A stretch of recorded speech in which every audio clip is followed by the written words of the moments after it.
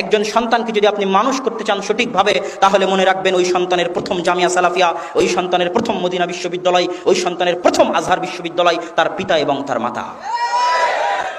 এই পিতামাতার এই প্রথম স্কুল, প্রথম প্রতিষ্ঠান, প্রথম মদিনা বিশ্ববিদ্যালয়, প্রথম জামিয়া সালাফিয়া যদি ফেল করে, পরবর্তীতে কোনো জামিয়া সালাফিয়া, কোনো মদিনা বিশ্ববিদ্যালয় কাজে আসবে না। এই জন্য পিতা মাতাকে আগে সজাগ হতে হবে। এই সজাগের শুরু বিবাহ থেকে, সঠিক পদ্ধতিতে বিবাহের মাধ্যমে।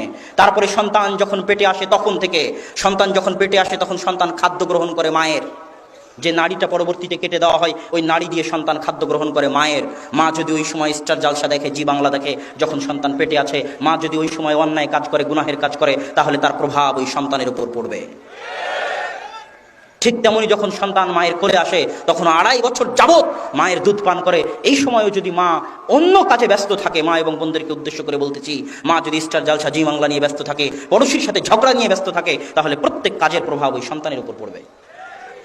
তারপরে 2.5 থেকে 5 বছর পর্যন্ত এই সময়টা একটা সন্তান পিতামাতাকে অনুকরণ করে।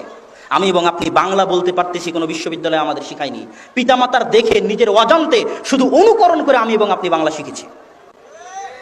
ঠিক প্রত্যেক সন্তান এভাবে পিতামাতার অনুকরণ করে।